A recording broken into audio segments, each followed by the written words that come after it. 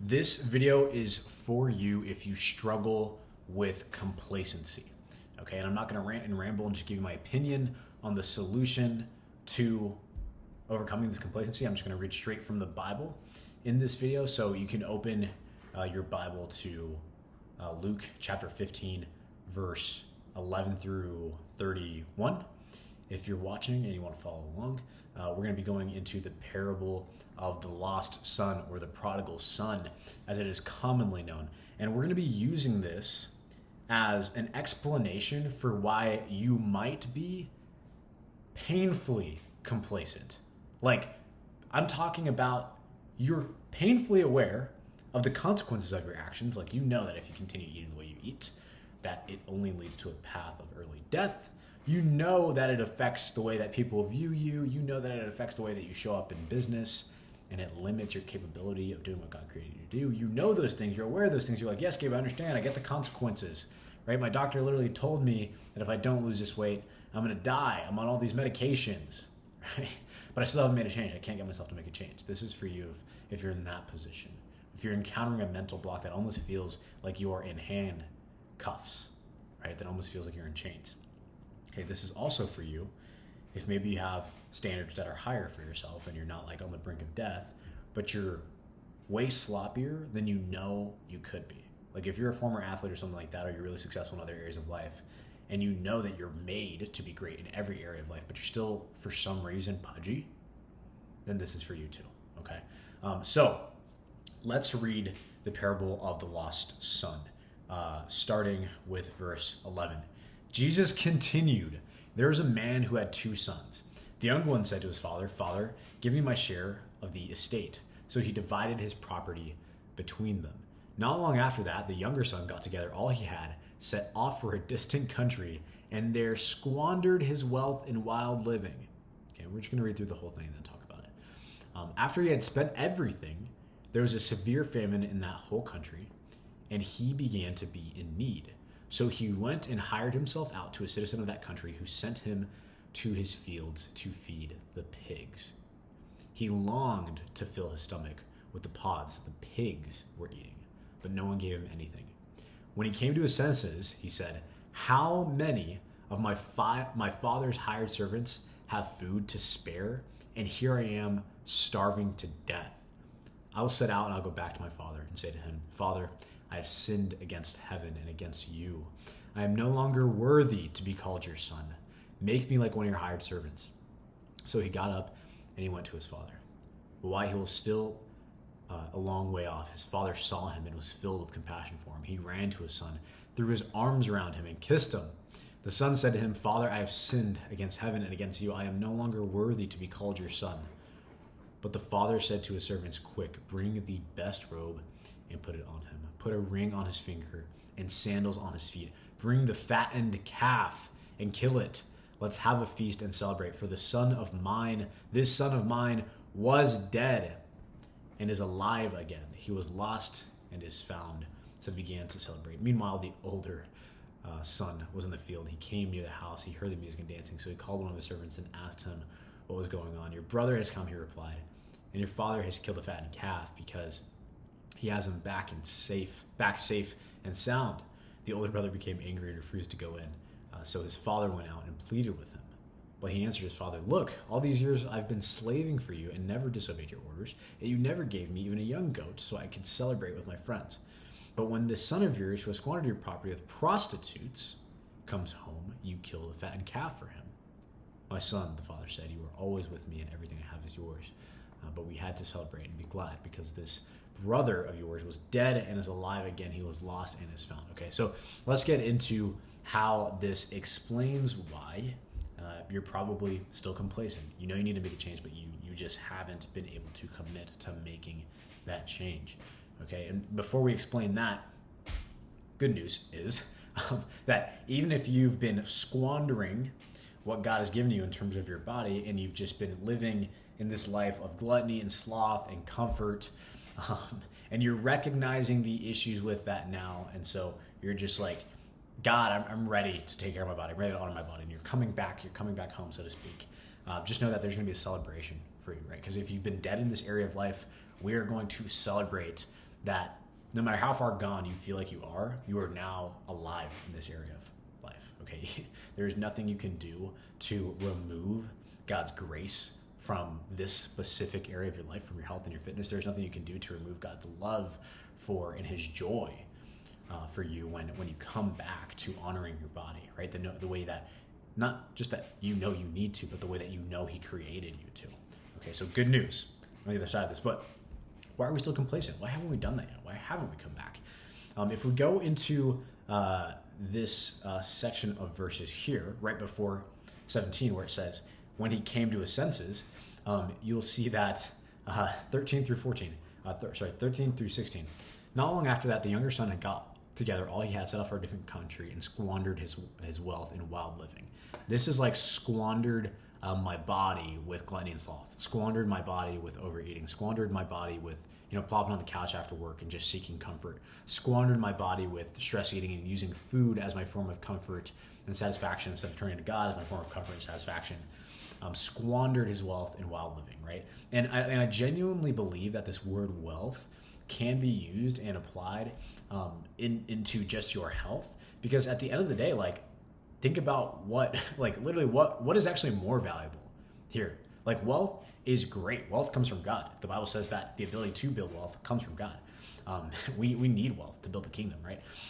But think about your health. Like, if I had to ask you, if I gave you $100 million right now, today, but it meant that you wouldn't wake up tomorrow, would you take that deal? And obviously the answer is no, you wouldn't take that deal. And I didn't get that for myself. That's an Ed Milet ism, I guess you can say. Like, that's one of the examples that he uses. It's really, really good. But if I gave you $100 million today, but it meant you wouldn't wake up tomorrow, would you take that deal? Obviously the answer is no, you wouldn't take that deal. At least I hope not. Because you understand the value of just one more day of life, the value of just being able to be here and be present, the value of your health. You understand that your health is infinitely more valuable than your wealth, even if you haven't been acting that way, even if you've sacrificed your health to attempt to build your wealth, right? And if you heard that and you even had the thought, maybe the thought crept in like rapidly of like, you know what, maybe, no, I actually would. I would take that $100 million because, I'd be able to put it here and I'd be able to put it there and I'd be able to use it this way and be able to use it that way. And even if that meant I died tomorrow, like, yeah, I'd take the $100 million. That's dangerous, okay? I don't want to get like too deep into this because I'm not an expert in this specific area of faith, but there's this guy who I follow pretty closely. His name is Michael Cochini. He talks a lot about spiritual warfare, and he talks about how because demons don't have the authority to actually kill you, like physically kill you, they will try to tell you lies to get you to kill yourself. And if you thought like, no, I would take one, a last day of life for $100 million, like, that's a thought of apathy, of like, I don't matter, right? Of my life doesn't matter, of money is more valuable than me, right? Which is maybe how you've been behaving this entire time, where you haven't been able to give yourself 30 minutes to work out and take care of your body, for 30 extra minutes of work for the last 20 years. But those are dangerous thoughts to have. Like, if you start to think thoughts of, I'm going to sacrifice my health, I'm going to sacrifice me, my body, the body that God loaned me, the body that God bought with a price, the body that God promises to redeem. If you think you're going to sacrifice that, if you're having thoughts of sacrificing this, that's dangerous, okay? Again, I'm not sitting here to make claims that is literally demonic, but I'm certain that it can be influenced by the enemy for sure, okay? And so just be aware of that. Anyway, the point that we're making here is that he squandered what God gave, or what his father gave him. He squandered his wealth in wild living, right? You squander your health with gluttony and sloth and the rest of it, okay? And then it says here, verse 14, after he had spent everything, so he completely squandered everything he had, there was a severe famine in that whole country, and he began to be in need. Okay, so how does this apply to your health? After he had spent everything, after you've basically gotten to the point where like it's ruined, right? Like, you're way beyond overweight.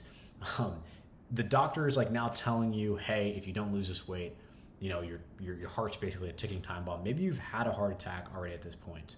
You've had a health scare like that. Maybe you have become diabetic, insulin resistant, or something like that. You've spent everything, so to speak, right?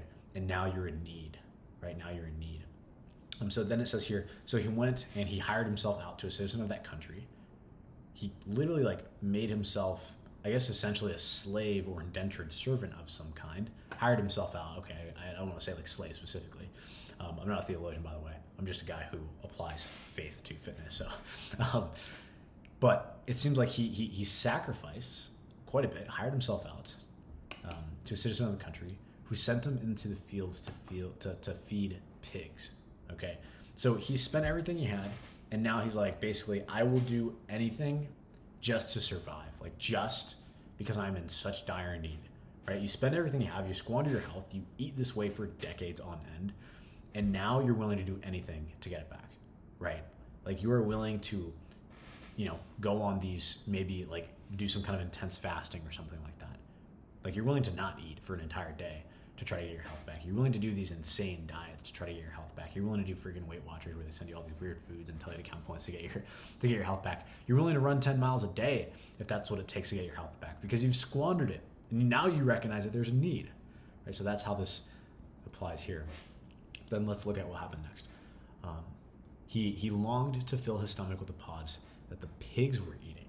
So he was in such dire need that he's like, dude, I will do anything. Right? This is for you guys that are like, I'll eat dirt if that means I can get this weight off and keep it off, man. Like it's ruined my life. It's affected my marriage. It's affected my just how I feel throughout the day. It's affected how I show up in business. It's affecting my kids. But no one gave him anything. Okay? No one gave him anything. So then it says, when he came to his senses, he said, how many of my father's hired servants have food to spare? And I'm here starving to death. This might be like the question of like, how is it that I have allowed God to work in my life, and there are people who don't even believe that their bodies are worth honoring, who are still in better shape than me, right? It says here, I'll set out and I'll go back to my father and say to him, Father, I have sinned against heaven and against you. I'm no longer worthy to be called your son. Make me like one of your hired servants. So this goes very deep, but let's talk about this verse 18. I will set out and I'll go back to my father and say to him, Father, I have sinned against heaven and against you. Okay, so this is the point where he has repented, right? Where he has changed his mind, where he has dropped his sense of pride. Well, his pride's kind of been starved out of him. I'm gonna go ahead and just decline this call real quick. Boom. Okay. But his pride has really been starved out of him, and now he's changing his mind, right? This is the point that like a lot of you want to get to. You want to be able to change your mind and say, you know what, like I'm coming home. I'm making the commitment. I'm taking care of my health. But how come you're not there yet? How come you're not there yet? And this is the main point that I want to talk about in this video. This is really here because what he has solved is like the complacency. He's going to go back home. He's ready to return back home. But how do we get to this point? You really have two options, right? You really have two options here. You can kind of follow the pattern of the prodigal son, and you can wait till you're at rock bottom. You can wait till there is no other option. You can wait till you're at the point where, you're wishing that you can eat what the pigs are eating, so to speak, with your health and fitness. You can wait till you're at the point where the doctor tells you there are no other options. You can wait till you're at the point where maybe your kids grow up and they say, my father, he wasn't a healthy example. You can wait till you're at that point, assuming that you don't fall into complete and utter despair. And assuming that you don't just like accept the enemy's influence to end yourself, assuming that you don't get there, which don't assume that you can't get there, guys. Like, please don't assume that you can't get there. I've seen people get there. I've heard the stories of people literally committing suicide because they're so depressed because of how overweight they were. Okay, so don't assume that you can't get there. It's possible to get there. But assuming you don't get there, you can wait till you get to the point where there's really no other option. And you have to turn back, right? That should hopefully work, right? It should work. Now, here's the only problem. If you wait till you're at the point where the doctor's telling you like you've got no other options, that's very risky when it comes to your health, okay? Because if you get to that point, you're now talking about being in a position where you're walking a line that if it's crossed means that your life can be over, right? Or means that there could be irreparable damage to your body, or means that there could be irreparable damage to the respect that people have for you because of how far you let yourself go. So I personally Wouldn't recommend waiting till you get to that point, but it is an option. Okay, you can wait. You probably, again, if you don't fall into complete despair and just give up, you probably will make a change once it's bad enough. Okay, the reason I say this is because the reason that most people are complacent is just because they haven't suffered enough from their sins. They haven't suffered enough from their sins. And you might be asking me like, Gabe, no, I've suffered enough. I've suffered from my sins. Like, I want to make a change. I just don't know why haven't had the motivation to do it. And I'm going to challenge you on that and say that you haven't suffered enough, okay? Because let's paint the picture of if you have suffered enough. Let's paint the picture of suffering enough. Let's imagine that while you're sitting here right now watching this video, somebody came up to you and they took a sledgehammer and just blew your kneecaps out. Imagine that level of pain and suffering. What would that feel like? Just think about the bones crushing, right, and the ligaments tearing. You would be screaming a bloody murder if you're not rolling on the floor already, or if you didn't pass out from the pain, right? You would do anything and everything to change that circumstance immediately, right? Immediately. If nobody came to help, you would drag yourself to the freaking hospital, right? You drag yourself to the middle of the street hoping that somebody sees you and picks you up and takes you to the hospital, right? If you experience that level of suffering. So if you had experienced enough suffering, you would have tried to change your situation already. You would have tried to make a change. You would have committed to changing that circumstance, healing that suffering, okay? But the reason you haven't is because you haven't suffered enough. And I can say that because here we see that the prodigal son, he had suffered enough. He had gotten to the point where he was like, oh my, like, I'm just trying, this is enough. I need to make a change. Okay, so if you actually had suffered enough, you would have made the change, or you would have made the change. Now, this might sound like just bad news, right? Because you might be thinking, Gabe, like, what am I supposed to do? Just wait? And again, that's an option, but I want to present an alternative option. Okay, I want to present an alternative option because I don't think that the prodigal son had to wait this long. I don't think that he had to get to the point where, you know, he was squandered all his wealth and eating with the pigs, to be able to come home and recognize that he's a son who is loved by his father. What you can do that's a little bit different than just waiting till you experience the consequence is you can just change your own personal standard for the level of suffering that you're willing to accept. Okay, I'm going to say that one more time. You can change your own personal standard for the level of suffering that you're willing to accept. The reason this is an alternative option is because I have talked to guys who are literally 300, 400, 500 pounds before. And I've talked to guys who are in those categories who still haven't suffered enough, who still think, I'm kind of just like fat and happy. It's like no big deal, right? Or at least that's what they say. That's what they convince themselves of. They haven't made a change. They haven't suffered long enough, even though they're under 400, 500 pounds. I've also talked to guys who were 15 pounds overweight, 20 pounds overweight, okay, and maybe had some muscle. And I've talked to guys who were there, but somehow at their complete and utter rock bottom, like weeping on the phone with me. You're just completely disappointed in how far they let themselves go at 15 to 20 pounds overweight. So what's the difference there? What's the delta there? Because the variable isn't like the objective level of fat that each of these people has gained, right? The 500-pound guy who thinks it's like no big deal in a totally different world than the guy's 15 pounds overweight who is willing to do anything, who's willing to, eat with the pigs, so to speak, to make a change. The difference is the level of suffering that those two individuals are willing to accept, right? The guy who's 15 pounds overweight and feels like he's completely let himself go and needs to make a change, that guy has much higher standards for himself than the guy who's 400, 500 pounds and isn't really committed to making a change yet. Okay, this guy has much higher standards for himself than that guy. And so one thing you can do is instead of wait until there's no other option, is you can try to become this guy. You can become this guy. You can become the guy who just has higher standards for himself, who doesn't accept this level of suffering for himself. And then you'll be, quote unquote, motivated, convicted enough to commit to making a change. You will solve the issue of complacency without your circumstances changing just by changing how you identify who you believe you are, what you believe you're worthy of, what level of suffering you're willing to accept. Okay, and so there's a lot that goes into doing that, because I know it sounds simple. It's like, dude, just like change the level of suffering that you're willing to accept. And you're like, Gabe, just like decide. And there's some truth to it. Yeah, just decide. Like, just decide and come into agreement with the fact that God created you for more. That God did not intend for you to be 50 pounds overweight, 100 pounds overweight. Right? Like, if the Bible says that God made you in his image and likeness, and you believe that that's true, then just ask yourself, like, is this in God's image or likeness, 100 pounds overweight? I mean, like, if you just take it at face value, probably not, right? And so just decide that that's not who God made you to be, right? And as soon as you actually make that decision, then yeah, you'll accept a different level of suffering, and that in and of itself should convict you to start to make a change. Right? Now, I understand that it does take work sometimes. You can't just like have the mindset shift take place instantaneously all the time. Sometimes you can, but it's sometimes it requires extra help, accountability, perspective, all the things, advisors.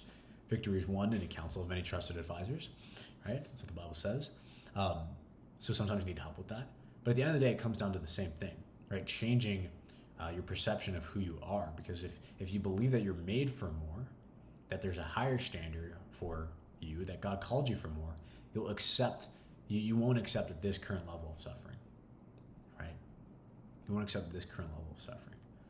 Like, you'll believe that you're worthy of just so much better, of a life where you feel like you have high levels of energy, of a life where you feel like you're the example to your kids of good health, of discipline, of a life where you feel respected when you walk in a room, right? You might believe that you're actually worthy of, when you take your shirt off in front of your wife, like, she actually likes what she sees.